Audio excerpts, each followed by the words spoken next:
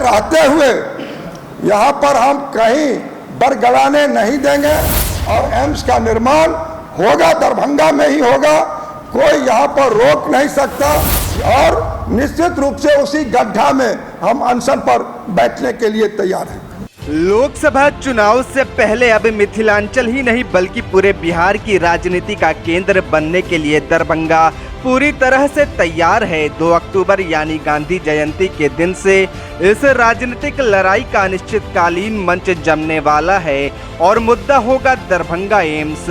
बकायदा दरभंगा के भाजपा सांसद गोपाल जी ठाकुर ने इसको लेकर खुले तौर पर आज ऐलान कर दिया है कि उनके रहते इधर उधर की कोई बात नहीं होने वाली है और दरभंगा एम्स का निर्माण तो अब शोभन में ही होकर रहेगा। राज्य की सरकार पहले जितना अटकाने भटकाने और लटकाने का प्रयास कर चुकी है, लेकिन अब उनको जमीन का सीमांकन और मिट्टी भरवा कर देना पड़ेगा। 8 वर्षों से जो बिहार का दूसरा एम्स राज्य की सरकार लटकाने अटकाने भटकाने का काम कर रही है,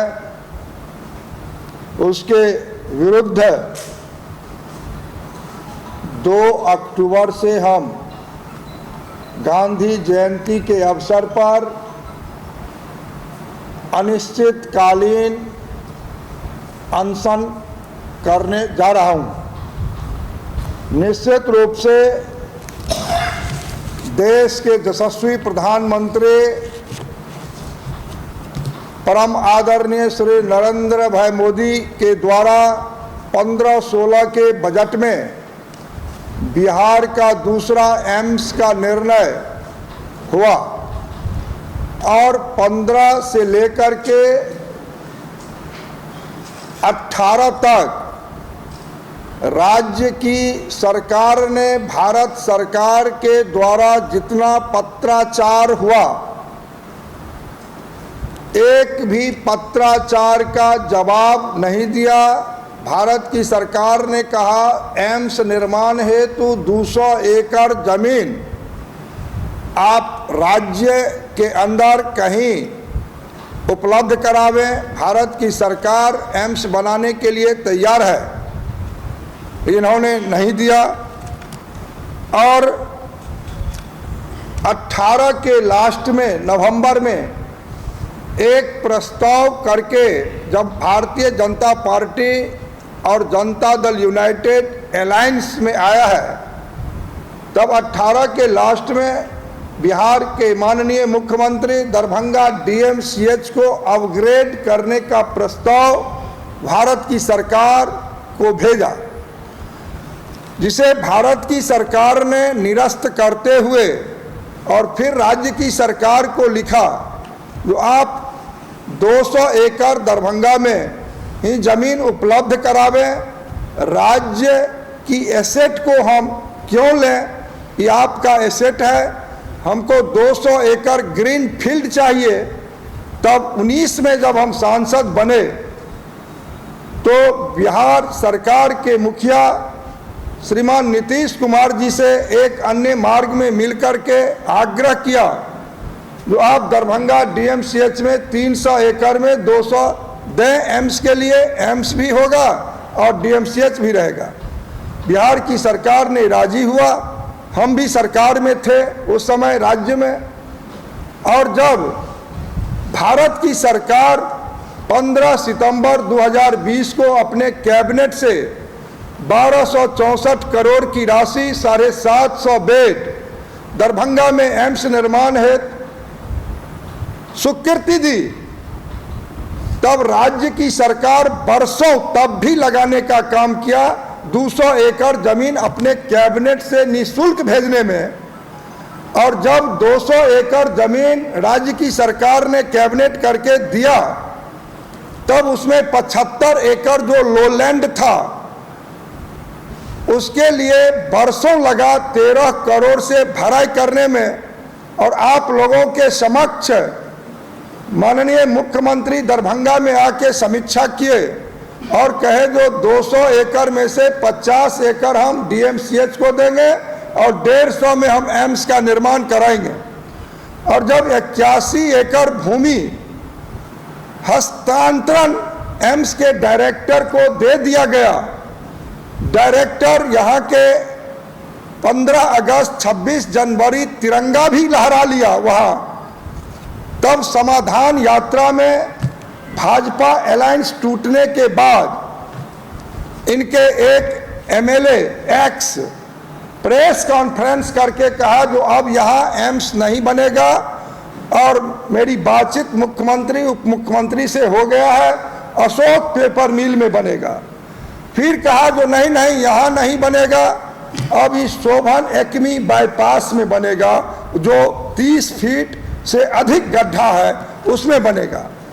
और फिर उसके लिए आनंद फानन में राज्य की सरकार ने कहा जो हम 150 एकड़ जमीन हम यहाँ पर देंगे, उसके लिए इन्होंने 113 एकड़ का कैबिनेट करके भेजने का काम किया। और हम आप लोगों के माध्यम से मुख्यमंत्री जी से हम जानना चाहते हैं जो 113 एकड़ जो आपने दिया, आप पता करें जो लगभग 24 किसान आकर के और अपर समाहर्ता जो हमारे भूमि सुधार हैं उनके न्यायालय में अपना केस दाखिल किया है। तो 113 एकड़ जमीन आप देते हैं और किसान उस पर विवाद खड़ा करता है, और फिर आप कहते हैं 36 एकड़ भूमि हम अधिग्रहण करके देंगे।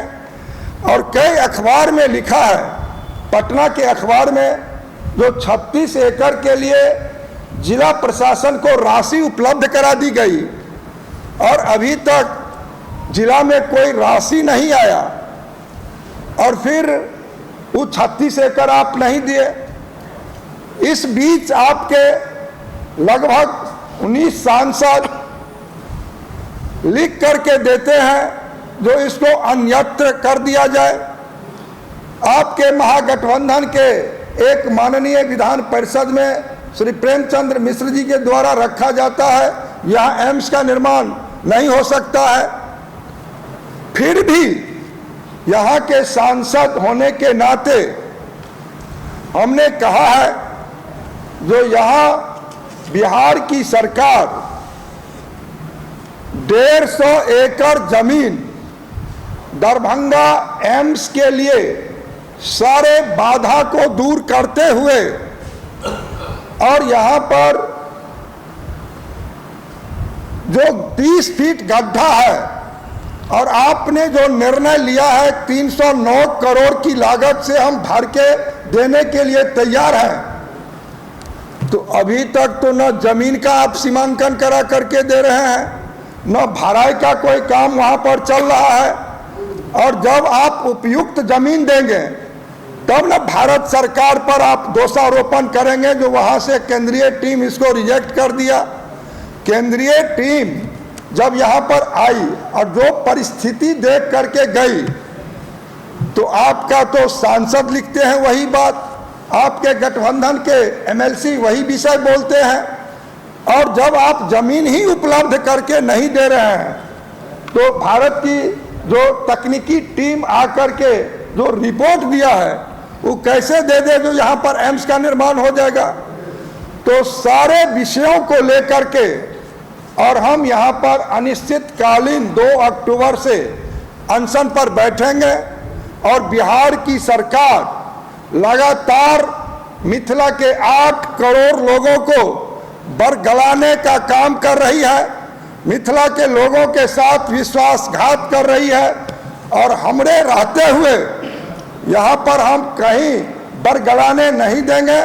हम अनशन पर बैठेंगे और संपूर्ण मिथिलावासी से आपके माध्यम से हम कहना चाहते हैं जो एम्स यहाँ पर आप लोग आए और इस धरना और अनशन जो मेरा कार्यक्रम 2 अक्टूबर से है उसमें आप सारे लोग आकर के इस कार्यक्रम को सफल बनावें, और बिहार की सरकार को यहाँ पर जो 150 एकड़ की बात हो रही है वो 150 एकड़ वो 100 समय पूरा करके दे, तब फिर हम भारत की सरकार से बात करेंगे और यहाँ पर आग्रह करेंगे। निश्चित रूप से यहाँ पर एम्स का होना अति आवश्यक है। एम्स महत्वपूर्ण विषय है। एम्स को कोई राजनीति से जोड़ करके नहीं देखना चाहिए। दलगत भावना से उठ करके एम्स के लिए पूरे मिथिलावासी को एक हो करके इस लड़ाई में यहाँ पर मुझे साथ दें और एम्स का निर्माण होगा, दरभंगा में ही होगा। कोई यहाँ पर रोक नहीं सकता। यह बात हम शुरुआत से कर रहे हैं। जो एम्स दरभंगा में बन के रहेगा। जब देश के यशस्वी प्रधानमंत्री श्री नरेंद्र मोदी जी का इच्छा है, शक्ति है, जो एम्स का निर्माण हो तो एम्स का निर्माण जरूर होगा। और बिहार सरकार को एक समय सीमा निर्धारित करना पड़ेगा। जो 150 एकड़ आप कितने दिनों में हमको एम्स लायक भूमि बना करके देंगे, उस पर एम्स का निर्माण होगा।